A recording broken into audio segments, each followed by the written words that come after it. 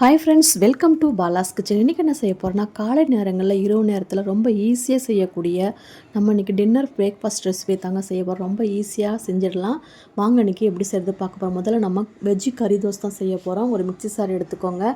அரை ஸ்பூன் அளவுக்கு சோம்பு, 4 பல் அளவுக்கு பூண்டு சேர்த்துக்கோங்க. ஒரு விரல் சைஸ் இஞ்சியை கட் பண்ணி சேர்த்துக்கோங்க. ஒரு பெரிய வெங்காயம், ஒரு தக்காளியை கட் பண்ணி சேர்த்துட்டு இதை நல்லா ஃபஸ்ட்டு கொரகொரப்பாக அரைச்சி எடுத்துக்கோங்க. நைஸாக அரைக்க வேண்டாம்.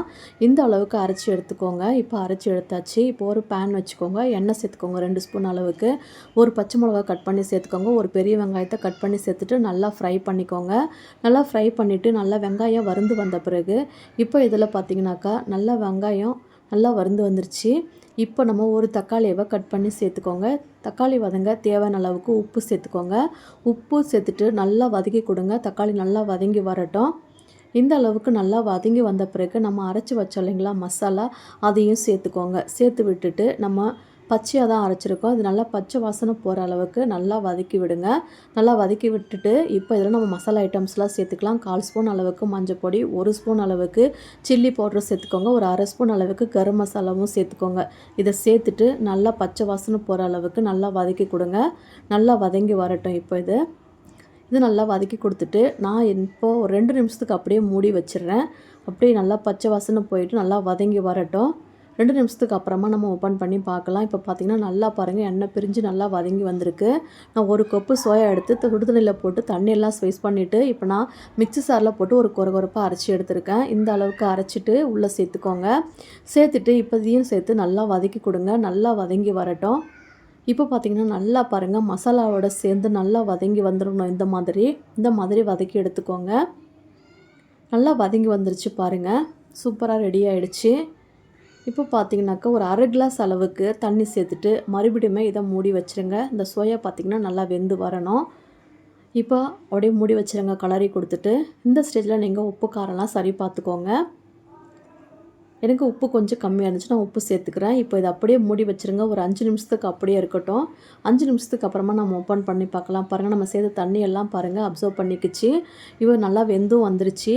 இப்போ கடைசியாக நம்ம பொடிசாக கட் பண்ணி வச்சுருக்கிற கொத்தமல்லியை சேர்த்து இறக்கிக்கலாம்.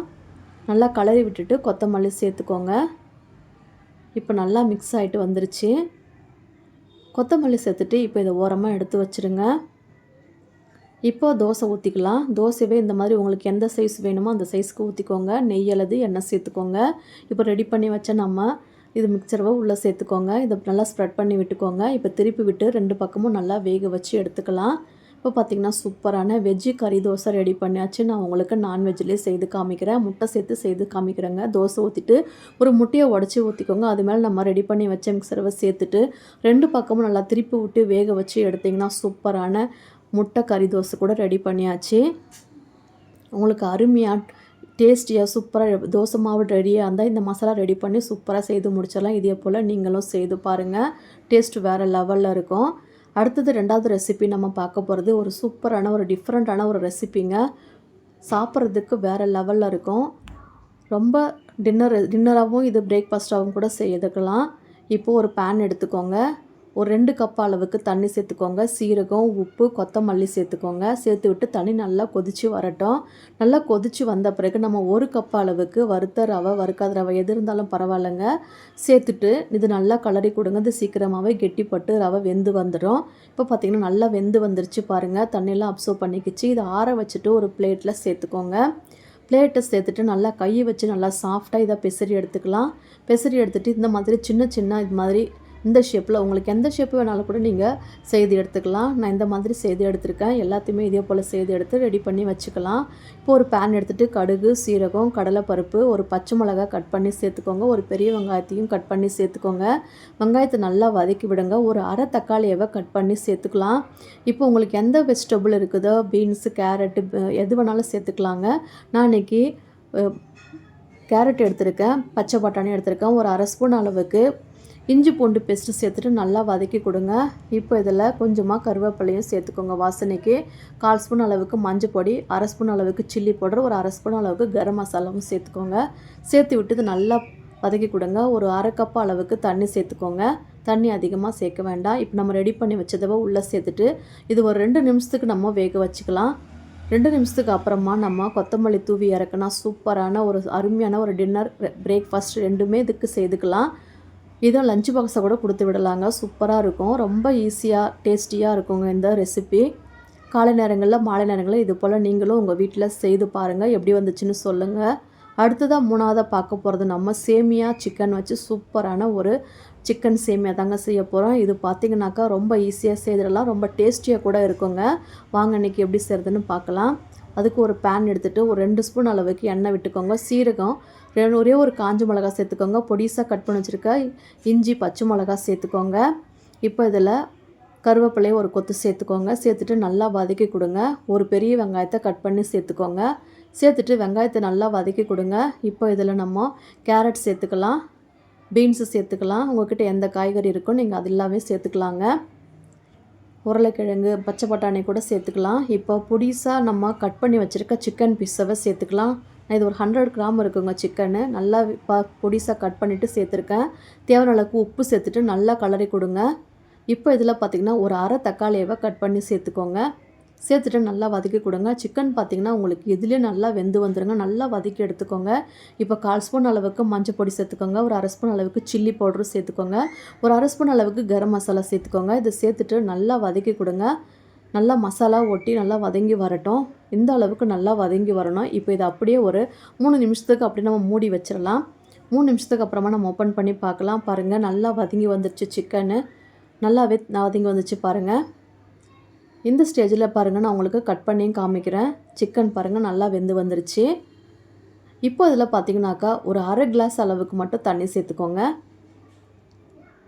தண்ணி சேர்த்துட்டு இப்போ நல்லா இது கொதித்து வரட்டும். கொஞ்சமாக கொத்தமல்லி தூவி மூடி வச்சுருங்க. தண்ணி நல்லா கொதித்து வரட்டும்.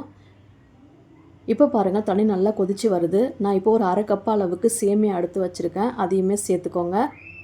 சேர்த்துட்டு நல்லா கலந்து கொடுங்க. சேமியா நல்லா முழுகி விடுற மாதிரி அப்படியே மூடி வச்சுருங்க. இது ஒரு 2 நிமிஷத்துக்கு அப்படியே மூடி இருக்கட்டுங்க.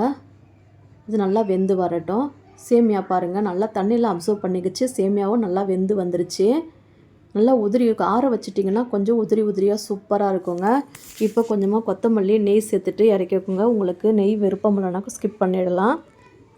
அவ்வளோதாங்க, சூப்பரான ஒரு சிக்கன் சேமியா ரெடி பண்ணியாச்சு. சாப்பிட்றதுக்கு அட்டகாசமாக இருக்குங்க. நீங்கள் பிரேக்ஃபாஸ்ட், டின்னராக கூட நீங்கள் இதை செய்துக்கலாம்.